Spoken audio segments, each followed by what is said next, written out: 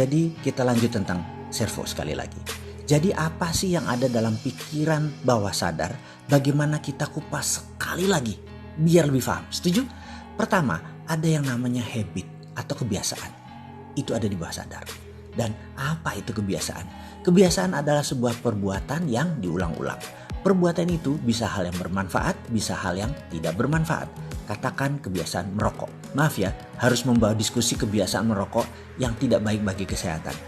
Tahu sih logikanya, alias atas sadar tahu bahwa rokok tidak terlalu baik untuk kesehatan. Tetapi 88% bawah sadarnya atau bawah sadar pikiran manusia terbanyak bilang merokok itu enak, merokok itu menimbulkan kreativitas dan lain sebagainya. Itulah makanya kebiasaan merokok walaupun negatif tetap dilakukan oleh banyak orang karena bawah sadar lebih mendominasi dari pikiran atas sadar. Perbuatan olahraga yang diulang-ulang sejak kecil membuat olahraga jadi kebiasaan. Itu kebiasaan positif pengaruhnya dan ada banyak contoh baik, buruk, benar, salah dalam urusan kebiasaan atau habit. Ada hal yang lebih dalam dari kebiasaan, yaitu apa? Kebiasaan yang diulang-ulang. Kebiasaan yang diulang-ulang menjadi servo mekanisme namanya. Apa pengaruh servo mekanisme? Hal ini berbeda dengan kebiasaan karena seakan-akan kebiasaan adalah hal yang dilakukan secara sadar. Misalnya janjian main badminton jam 7 malam. Datangnya jam 8 karena memang persiapannya telat. Namun kalau Anda seseorang yang memiliki servo terlambat, dia tahu jam 7 acaranya dan jam 6 sudah berangkat dari rumah. Tapi salah ambil jalan, lalu kena macet dan banyak masalah lagi sehingga dia datangnya jam 8. Ada beda di sini. Habit kebiasaan terlambat, sedangkan servo terlambat itu beda. Servo itu seakan-akan semesta yang membuat dia terlambat.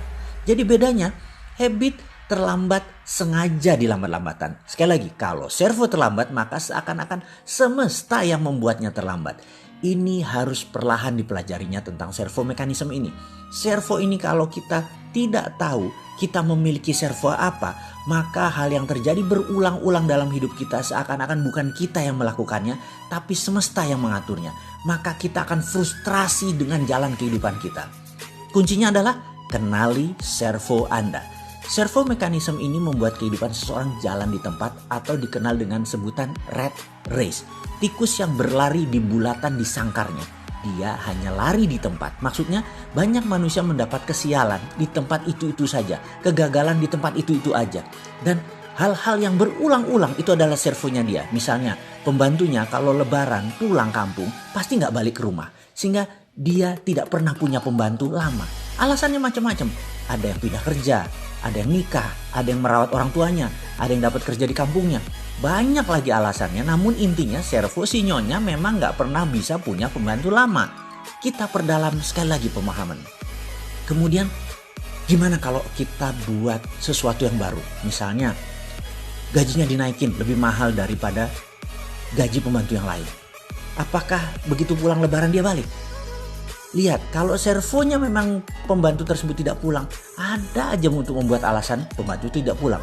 Bahkan dikasih fasilitas yang sama, makan yang sama dengan ownernya atau tuannya. Kemudian dikasih fasilitas seperti TV dan lain sebagainya. Tapi ada aja alasannya. Jadi ini yang harus difahami bahwa servo itu tidak ada hubungannya dengan apa yang dilakukan. Tetapi program bawah sadarnya yang harus dibenarkan. Kita lanjut ya, kita perdalam lagi pemahamannya. Ada orang yang servonya pindah kerja. Setiap 2 tahun pindah kerja. Sudah 4 kali. Dan ini yang kelima. Yang pertama perusahaannya tutup. Berikutnya ribut dengan atasan. Berikutnya dibajak, di-hijack ke tempat yang lain. Berikutnya difitnah menggelapkan uang. Intinya setiap tahun kedua bekerja. Ada aja masalah mulai timbul menggerogoti dirinya sehingga dia harus pindah. Ada servo yang lain lagi, yaitu servo kantong kosong. Kalau tadi servo pindah kerja, kalau yang awal adalah servo nggak punya pembantu lama ya. Sekarang kita lanjut ke servo kantong kosong. Seseorang ini seakan-akan tidak bisa menabung. Misalnya dia bekerja sebagai pegawai, gajinya cukup untuk bayar kos-kosan. Lalu pangkatnya naik 2 tahun kemudian, gajinya naik. Lalu pindah kosan yang dekat kantor yang lebih mahal. Karena pekerjaan kantor menumpuk, lebih enak tinggal yang di dekat kantor. Akhirnya tidak punya uang lagi bersisa untuk menabung. Tahun berikutnya karirnya naik jadi manajer, gajinya besar. Apa yang terjadi? Adiknya di kampung minta dibiayai karena ayahnya udah sakit-sakitan. Lalu jabatannya naik lagi menjadi vice president. mulai menikah dan sekarang posisinya direktur, 20 tahun kemudian kerjanya dapat 35 juta per bulan. Ternyata tabungan nggak punya, rumah masih belum lunas, cicilan besar dan lain sebagainya. Servo kantong kosong ini ada aja alasan untuk uang tidak bisa menetap di kantong seseorang. Katakan gajinya 8 juta, cicilan motor plus biaya hidupnya 1 bulan habis. Lalu lebaran dapat 2 kali gaji. Ternyata tidak ada kesisa juga buat tabungan. Kenapa? Habis buat lain-lain. Lalu dapat bonus prestasi 2 kali gaji, 8 juta plus 16 juta. Bisa nabung? Nggak bisa juga. Ada aja berita asuransi jatuh tempo, mertua sakit, AC kamar bocor, STNK mati harus diperpanjang. Intinya habis lagi dan begitu seterusnya. Lucunya kalau dia lagi nggak ada uang, nggak ada masalah tuh. Biasa-biasa aja, tapi begitu dia dapat uang bonus dan lain sebagainya, timbul lagi lah, bannya bocor lah, anaknya sakit dan lain sebagainya. Itu namanya servo kantong kosong.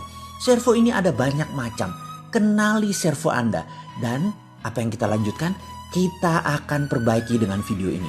Karena servo adalah perilaku yang diulang-ulang yang jadi kebiasaan. Yang kebiasaan tersebut dengan sengaja diulang-ulang lagi, jadilah servo mekanisme. Jadinya jalan hidup Anda yang melayani Anda. Servo mekanisme bahasa Latin yang diterjemahkan adalah servo atau serve atau melayani. Mekanisme adalah sistem mekanik. Servo mekanisme kalau disederhanakan adalah sistem kehidupan yang melayani seseorang. Dan semua ini adalah man-made, ciptaan manusia. Manusia sendiri yang menciptakan. Servo dan habit itu adanya di pikiran bawah sadar. Kenali, yang negatif diubah. Program tersebut kami beri nama subconscious reprogramming. Program ulang pikiran bawah sadar. Setelah kita kenal 5 macam hal yang ada di bawah sadar, kita mulai mereview. Salah satunya adalah habit yang menjadi servo mekanisme. Dan servo tadi kalau negatif harus segera diubah. Kalau tidak ini akan mengulang-ulang terus dalam kehidupan seseorang. Kita sudah membahas dari 1 sampai 5 program pikiran bawah sadar. Dan ini juga membuat kita mengerti kita memilih jalan hidup kita dengan memasang install software kemakmuran, software kesehatan, software kebahagiaan. Semua ini bisa terpasang dengan baik kalau menjadikan servo negatif tadi hilang dan diubah. Kita melakukannya dengan teknik subconscious reprogramming. Tekniknya percaya saya semudah membalik tangan. Allah Maha Adil. Apa yang bisa terpasang bisa dibongkar. Apa yang tidak ada bisa jadi ada. Apapun bisa diinstal karena manusia adalah wakil Allah di bumi. Khalifah fil ard memiliki kemampuan ekstra. Jadi mulai paham tentang servo mekanisme. Oke, selanjutnya kita akan memahami tentang subconscious mind, mengenal bagian terdalam pikiran bawah sadar dan bagaimana melakukan pemrograman ulang pikiran bawah sadar yang salah dan ingin kita rapihkan. Kita bicara pola dalam diri. Kita perhatikan diri sendiri dan orang sekitaran kita.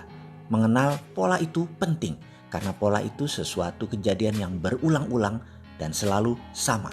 Misalnya, pembantu di rumah setiap pulang lebaran tidak balik lagi ke rumah kita. Atau kalau punya pegawai yang pintar, pasti diambil orang di tahun kedua. Atau ada banyak hal berbagai pola itu terjadi, misalnya lagi pola musibah, pola kantong kosong, pola hidup berantakan. Dan dalam kemakmuran pun Anda punya pola.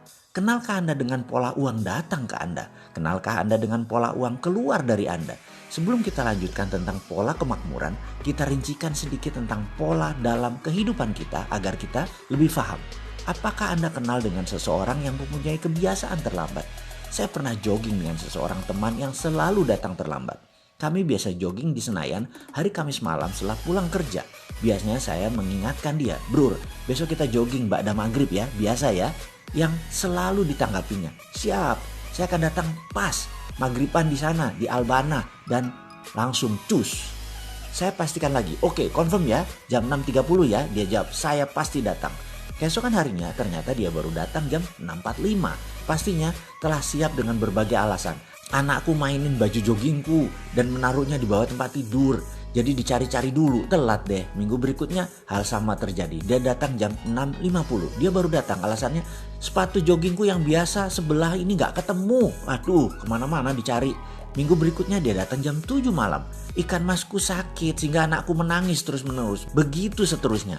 Mulai dari alasan aki mobil mati, mobil tidak bisa starter, kunci mobil hilang, sampai celana dalam yang masih terendam dalam mesin cuci. Akhirnya saya berkata, "Bro, ayo kita buat janjian. Mulai sekarang Untuk setiap 1 menit terlambatmu, kamu harus membayar 20.000 perak ke kotak amal Masjid Albana. Minggu berikutnya dia beralasan pundaknya sakit dan sejak itu kami tidak pernah jogging bersama lagi. Apa yang terjadi? Dia mengira dunia di luar dirinya yang membuatnya demikian. Dia tidak dengan sadar mencoba datang terlambat, tetapi dalam bawah sadarnya dia menyimpan program yang mengatakan kamu selalu terlambat, dan program inilah yang mengatur hidupnya. Bahkan jika dia secara kebetulan berangkat lebih awal dan ingat bahwa dia mempunyai target untuk datang tepat waktu, ternyata program bawah sadarnya akan membantunya mencari pohon yang bisa ditabrak atau jalan yang tak dikenal yang bisa menyesatkannya. Setelah itu dia akan menarik nafas dalam-dalam dan berkata, beginilah saya selalu terlambat. Oke, sekarang mulai paham dengan pola-pola yang ada dalam diri seseorang atau bahkan kenal dengan pola diri kita sendiri. Semua ini dalam tanda petik kita yang menciptakan. Sekarang tugas Anda sahabat, coba perhatikan apa yang mengulang dan selalu terjadi dalam diri Anda.